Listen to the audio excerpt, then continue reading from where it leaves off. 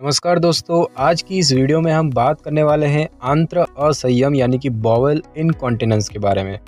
दोस्तों ये क्या होता है? तो आंत्र असंयम यानी कि शौच मल प्रेशर न रोक पाना, आंत्र क्रियाओं को नियंत्रित करने में असमर्थता होती है और जिसके कारण मल जो है वो गुदे से अप्रत्याशित रूप से बाहर आ जाता है और ये गैस पास करते समय मल के कभी कभी रिसाव से लेकर पूर्ण रूप से आंत्र नियंत्रण खो देने तक हो सकता है। आंत्र असंयम के सामान्य कारणों में दस्त, कब्ज और मांसपेशी या तंत्रिका क्षति शामिल है। मांसपेशी व तंत्रिका क्षति उम्र बढ़ने या जन्म देने के कारण हो सकती है। आंत्र असंयम शर्मनाक हो सकता है, लेकिन अपने डॉक्टर से बात करने में संकोच ना करें। ऐसे उपचार उपलब्ध हैं जो कि आंत्र असंतुलन और जीवन की गुणवत्ता में सुधार कर सकते हैं। दोस्तों सबसे पहले इसके लक्षणों की बात की जाए तो ज़्यादातर वयस्कों को केवल कभी कभी दस्त के दौरान आंत्र असंयम का अनुभव होता है, लेकिन कुछ लोग बार बार होने वाले या पुराने आंत्र असंयम से ग्रसित होते हैं। वे अपनी आंतों से गैस या मल के पास होने पर नियंत्रण नहीं कर सकते और साथ ही साथ समय पर शौचालय पहुंचने में सक्षम नहीं होते हैं। बच्चों सहित कुछ लोगों के लिए आंत्र असंतुलन अपेक्षाकृत मामूली समस्या है जो उनके अंडरवियर को गंदा करने तक सीमित होती है। दूसरों के लिए आंत्र नियंत्रण पूर्ण रूप से समाप्त होने के कारण स्थिति गंभीर हो सकती है।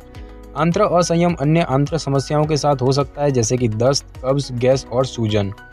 बात करें कि डॉक्टर को कब दिखाएं, तो यदि आपको या आपके बच्चे को आंत्र असंयम की समस्या है तो अपने डॉक्टर को दिखाएं। अक्सर नई माताएं और अन्य वयस्क अपने डॉक्टरों को आंत्र असंयम के बारे में बताने में अनिच्छुक होते हैं और लेकिन इसके लिए उपचार उपलब्ध है और जितनी जल्दी जांच होती है उतनी जल्दी आपको लक्षणों से कुछ राहत मिल सकती है। बात करें इसके कारणों की कि ये क्यों होता है, तो शौच या मल ना रोक पाने की समस्या के कारण बहुत सारे हैं। जैसे कि सबसे पहले बात करते हैं मांसपेशियों की क्षति। तो गुदे यानी कि एनल स्फिंक्टर के अंत में मांसपेशियों के छल्ले में चोट लगने से मल को ठीक से रोक पाना मुश्किल हो सकता है। प्रसव के दौरान इस प्रकार का नुकसान हो सकता है और खासकर तब जब आपकी डिलीवरी के दौरान एपिसियोटोमी यानी कि प्रसव के दौरान योनि पर किया गया एक सर्जिकल कट या फिर फोर्सेप्स का उपयोग किया गया है। बात करें नसों की क्षति की, तो गुदे में मल को महसूस करने वाली या एनल स्फिंक्टर को नियंत्रित करने वाली नसों को क्षति से आंत्र असंयम हो सकता है।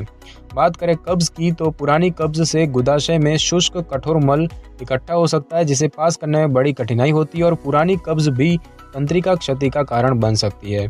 बात करें दस्त की, तो ढीले मल की तुलना में गुदा में ठोस मल को रखना आसान है और इसीलिए दस्त का ढीला मल आंत्र असंतुलन का कारण बन सकता है। गुदे में स्टोरेज क्षमता की कमी की बात करें तो आमतौर पर गुदा जो है वो मल को समायोजित करने के लिए फैलता है और यदि आपका गुदा क्षतिग्रस्त है या आपकी गुदे की दीवार की सर्जरी, विकिरण उपचार या इन्फ्लेमेटरी बाउल डिसीज से सख्त हो गई है तो गुदा जितना आवश्यक हो उतना खींच नहीं सकता और अतिरिक्त मल बाहर आ सकता है। बात करें सर्जरी की, तो गुदाशय या गुदा में बढ़ी हुई नसें यानी कि बवासीर के साथ साथ गुदाशय और गुदे से जुड़ी जटिल समस्याओं के इलाज के लिए की गई सर्जरी मांसपेशी और तंत्रिका क्षति का कारण बन सकती है, जिससे कि आंत्र असंयम हो सकता है। और भी अन्य परिस्थितियां हैं, अगर गुदा एनस में पहुंच जाता है यानी कि रेक्टल प्रोलेप्स होता है या फिर महिलाओं में गुदा जो है वो योनि के माध्यम से निकलता है जिसे कि हम रेक्टोसिल बोलते हैं, तो उससे भी आंत्र असंयम हो सकता है। दोस्तों बात करें इसको बढ़ाने वाले जोखिमों की, तो बात करें उम्र की, तो यद्यपि आंत्र असंयम किसी भी उम्र में हो सकता है और यह मध्यम आयु वर्ग के लोगों और वृद्ध वयस्कों में अधिक पाया जाता है। 40 वर्ष से अधिक उम्र की हर 10 महिलाओं में से लगभग 1 को आंत्र असंयम होता है। बात करें महिला होने की, तो पुरुषों की तुलना में महिलाओं में आंत्र असंतुलन थोड़ा अधिक आम है और एक कारण यह हो सकता है कि आंत्र असंतुलन प्रसव की जटिलता हो, लेकिन आंत्र असंतुलन अधिकांश महिलाओं में 40 साल की उम्र के बाद होता है, इसीलिए इसमें अन्य कारक शामिल हो सकते हैं। बात करें नस को होने वाली क्षति की, तो जिन लोगों को लंबे समय से मधुमेह या फिर मल्टीपल स्क्लेरोसिस है, ऐसी स्थितियां जो मल को नियंत्रित करने में मदद करने वाली नसों को नुकसान पहुंचा सकती है, वो आंत्र असंयम की चपेट में आ सकते हैं। बात करें डिमेंशिया की, तो आंत्र असंयम अक्सर आखिरी चरणों वाले अल्जाइमर रोग और डिमेंशिया में मौजूद होता है। और बात करें शारीरिक विकलांगता की, तो शारीरिक रूप से अक्षम होने से समय में शौचालय तक पहुंचने में मुश्किल हो सकती है। शारीरिक विकलांगता के कारण होने वाली चोट से रेक्टल तंत्रिका को क्षति भी हो सकती है, जिससे कि आंत्र असंतुलन होता है। दोस्तों बात करें इससे बचाव की, तो कारण के आधार पर आंत्र असंयम को रोकना संभव है, जैसे कि कब्ज कम करें, व्यायाम करें, अधिक फाइबर युक्त भोजन खाएं और बहुत सारे तरल पदार्थ पिए। दस्त नियंत्रण की बात करें तो दस्त के कारण जैसे कि आंत इन्फेक्शन या उसका इलाज आपको आंत्र असंयम से बचने में मदद कर सकता है। तनाव से बचें, आंत्र क्रियाओं के दौरान तनाव जो है वो गुदा स्फिंक्टर की मांसपेशियों को कमजोर कर सकता है या तंत्रिका को नुकसान पहुंचा सकता है, जो कि संभवतः आंत्र असंयम का कारण बनता है। बात करें इसके निदान की, तो इसको इंगित करने के लिए कई परीक्षण किए जाते हैं। वन बाय वन हम बात करेंगे। सबसे पहले बात करते हैं डिजिटल रेक्टल परीक्षण। तो डॉक्टर आपकी स्फिंक्टर मांसपेशियों की ताकत का मूल्यांकन करने और रेक्टल क्षेत्र में किसी भी असामान्यता की जांच करने के लिए आपके गुदे यानी कि एनस में एक कवर्ड चिकनी उंगली डालते हैं, और इस दौरान डॉक्टर रेक्टल प्रोलेप्स यानी कि गुदे का शरीर से बाहर दिखना उसकी जांच करने के लिए आपको नीचे दबाव डालने के लिए कह सकते हैं। बात करें बलून एक्सपल्शन परीक्षण की, तो गुदे में एक छोटा गुब्बारा डाला जाता है जो कि पानी से भरा होता है, और तब आपको शौचालय जाने और गुब्बारा निकालने के लिए कहा जाता है। गुब्बारे को निष्कासित करने में लगने वाला समय दर्ज किया जाता है, और 1 मिनट या उससे अधिक समय आमतौर पर मल त्याग विकार का संकेत माना जाता है। बात करें एनल मैनोमेट्री की, तो गुदे में एक संकीर्ण लचीली ट्यूब डाली जाती है और ट्यूब की नोक पर एक छोटा गुब्बारा फुलाया जाता है। यह परीक्षण आपके एनल स्फिंक्टर की टाइटनेस और आपके गुदे की संवेदनशीलता और कार्यप्रणाली को मापने में मदद करता है। बात करें एनोरेक्टल अल्ट्रासोनोग्राफी की, तो एक संकीर्ण छड़ी जैसा यंत्र को गुदे में डाला जाता है और यह डॉक्टर को शरीर के अंदर का वीडियो दिखाता है, जो कि आपके डॉक्टर को आपके स्फिंक्टर की संरचना का मूल्यांकन करने में मदद करता है। प्रोक्टोग्राफी की बात करें तो जब आप एक विशेष रूप से डिजाइन किए गए शौचालय में मलत्याग करते हैं, तब एक्सरे वीडियो बनाई जाती है और परीक्षण यह मापता है कि आपका गुदा कितना मल रख सकता है और आपका शरीर मल को कितने अच्छे से त्यागता है। बात करें प्रोक्टोसिग्मोइडोस्कोपी की, तो सूजन, ट्यूमर या चोट के संकेतों के लिए पेट यानी कि सिग्मोइड के अंतिम 2 फीट का निरीक्षण करने हेतु आपके गुदे में एक लचीली ट्यूब डाली जाती है। बात करें एंडोरेक्टल अल्ट्रासाउंड की, तो निचले पेट को देखने और एनल स्फिंक्टर की छवियां प्रदान करने के लिए ध्वनि तरंगों का उपयोग करने के लिए एक विशेष एंडोस्कोप डाला जाता है। कोलोनोस्कोपी की बात करें तो पूरे पेट का परीक्षण करने के लिए निरीक्षण करने के लिए आपके गुदे में एक लचीली ट्यूब डाली जाती है। बात करें एनल इलेक्ट्रोमोग्राफी की, तो गुदे के चारों ओर मांसपेशियों में डाले गए छोटे इलेक्ट्रोड तंत्रिका क्षति के संकेत प्रकट कर सकते हैं। और बात करें एमआरआई की, तो चुंबकीय अनुनाद इमेजिंग यानी कि एमआरआई स्फिंक्टर की स्पष्ट तस्वीर प्रदान कर सकती है, जिससे कि ये पता चल सके कि क्या मांसपेशियां ठीक है कि नहीं, और ये मल त्याग के दौरान छवियां भी प्रदान कर सकती है।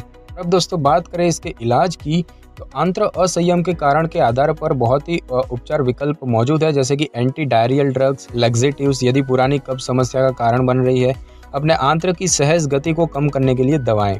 बात करें आहार परिवर्तन की, तो मल की स्थिरता आपके खाने पीने से प्रभावित होती है। यदि कब्ज आंत्र असंयम का कारण है तो डॉक्टर आपको बहुत सारे तरल पदार्थ पीने और फाइबर समृद्ध खाद्य पदार्थ खाने की सलाह दे सकता है। यदि दस्त समस्या को बढ़ा रहा है तो हाई फाइबर खाद्य पदार्थ आपके मल को ठोस बना सकते हैं। बात करें व्यायाम और अन्य उपचार की, तो यदि मांसपेशियों की क्षति के कारण आंत्र असंयम होता है तो डॉक्टर मांसपेशियों की ताकत वापस लाने के लिए व्यायाम और अन्य उपचारों की सलाह दे सकते हैं। ये उपचार गुदे को नियंत्रित करने में मदद करते हैं और इसके साथ ही ये उपचार मरीज को मल आने की सनसनी को पहचानने में फिर से सक्षम बनाते हैं। कुछ विकल्प हैं, जैसे कि बात करें बायोफीडबैक की, तो विशेष रूप से प्रशिक्षित फिजियोथेरेपिस्ट सरल व्यायाम सिखाते हैं जो गुदा मांसपेशियों की शक्ति को बढ़ा सकते हैं। लोग श्रोणी तल यानी कि पेल्विक फ्लोर की मांसपेशियों को मजबूत करने व आंत्र क्रियाओं को नियंत्रित करने के तरीके सीखते हैं। बात करें आंत्र प्रशिक्षण की, तो डॉक्टर दिन के एक विशिष्ट समय पर एक आंत्र क्रिया करने के लिए एक सचेत प्रयास करने को कहते हैं। उदाहरण के लिए खाने के बाद। यदि आपको यह पता है कि आपको शौचालय का उपयोग कब करना है तो आप बेहतर कंट्रोल कर सकते हैं। और बात करें सैक्रल नर्व उत्तेजना की, तो सैक्रल तंत्रिका आपकी रीढ़ की हड्डी से आपकी श्रोणी में मांसपेशियों तक जाती है। ये तंत्रिका आपके रेक्टल और गुदा स्फिंक्टर मांसपेशियों की सनसनी और ताकत को नियंत्रित करती है। आंत्र में मांसपेशियों को मजबूत करने के लिए एक उपकरण को डाला जाता है जो कि तंत्रिकाओं को लगातार छोटे विद्युत आवेग भेजता है, और यह उपचार आमतौर पर अन्य उपचारों के बाद किया जाता है। और बात करें सर्जरी की, तो आंत्र असंयम का इलाज करने के लिए सर्जरी की आवश्यकता होती है ताकि अंतर्निहित समस्या को ठीक किया जा सके, जैसे कि रेक्टल प्रोलेप्स या फिर प्रसव के कारण स्फिंक्टर क्षति। तो इसके बहुत से विकल्प हैं, जैसे कि सबसे पहले बात करते हैं स्फिंक्टेरोप्लास्टी की। तो यह प्रक्रिया एक क्षतिग्रस्त या कमजोर गुदा स्फिंक्टर की मरम्मत करती है। मांसपेशियों के घायल क्षेत्र की पहचान की जाती है और इसके किनारों को आसपास के उत्तक से मुक्त किया जाता है। मांसपेशियों के किनारों को फिर वापस लाया जाता है और एक के ऊपर एक सिला जाता है, जिससे कि मांसपेशी मजबूत होती है और गुदा टाइट होता है। बात करें रेक्टल प्रोलेप्स, रेक्टोसेल या बवासीर के इलाज की, तो इन समस्याओं का सर्जिकल सुधार संभवतः आंत्र असंयम को कम या खत्म कर देता है। बात करें स्फिंक्टर प्रतिस्थापन की, तो एक क्षतिग्रस्त गुदा स्फिंक्टर को कृत्रिम गुदा स्फिंक्टर के साथ प्रतिस्थापित किया जा सकता है, और यह डिवाइस एक ऐसा बैंड है जिसमें कि हवा भरी जा सकती है और इसे आपके गुदे के आसपास लगाया जाता है। फुलाए जाने पर यह आपके गुदा स्फिंक्टर को तब तक तंग रखता है जब तक कि आप मलत्याग के लिए तैयार ना हो। उसके बाद दोस्तों बात करें स्फिंक्टर रिपेयर की, तो इस सर्जरी में मांसपेशियों को आंतरिक जांघ से लिया जाता है और स्फिंक्टर के चारों ओर लपेटा जाता है, जो कि स्फिंक्टर की मांसपेशी बहाल करता है। बात करें कोलोस्टोमी की, तो यह सर्जरी पेट में एक द्वार के माध्यम से मल को हटा देती है और मल को इकट्ठा करने के लिए इस द्वार से एक विशेष बैग जोड़ा जाता है। कोलोस्टोमी आमतौर पर अन्य उपचारों के बाद ही की जाती है। इसकी जटिलताओं की बात करें तो भावनात्मक तनाव हो सकता है, किसी का आंत्र नियंत्रण खोना शर्म, निराशा, क्रोध और अवसाद का कारण बन सकता है। समस्या को छिपाना या सामाजिक जुड़ाव से बचना ऐसे लोगों के लिए आम बात है। त्वचा पर जलन हो सकती है। मलद्वार के चारों ओर त्वचा नाजुक और संवेदनशील होती है और मल के साथ बार बार संपर्क से दर्द और खुजली हो सकती है और घावों यानी कि अल्सर को चिकित्सा उपचार की आवश्यकता होती है। तो दोस्तों इस वीडियो में बस इतना ही। अगर आपको मेरी ये वीडियो अच्छी लगी हो तो वीडियो को लाइक और शेयर करें और कमेंट करना बिल्कुल भी ना भूलें। और अगर आप हमारे चैनल पर नए हैं तो चैनल को कर ले सब्सक्राइब और बेल आइकन के बटन को कर ले क्लिक, ताकि मेरी नई वीडियो की नोटिफिकेशन सबसे पहले आपको मिल सके। Thanks for your time.